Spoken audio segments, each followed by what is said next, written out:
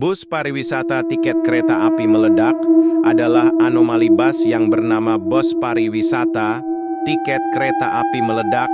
Konon katanya dia berkeliaran di tol Cipularang karena dulunya hanyalah bus biasa, tapi karena ditabrak kereta api, alhasil dia menjadi hantu. Bus pariwisata tiket kereta api meledak. Kalian berhati-hati di sana ya kalau lewat di situ ya. Dan kamu harus membunyikan klakson mobil 3 kali. Kenapa? Karena dia bakalan marah jika Anda tidak membunyikan klakson mobil 3 kali. Takutnya.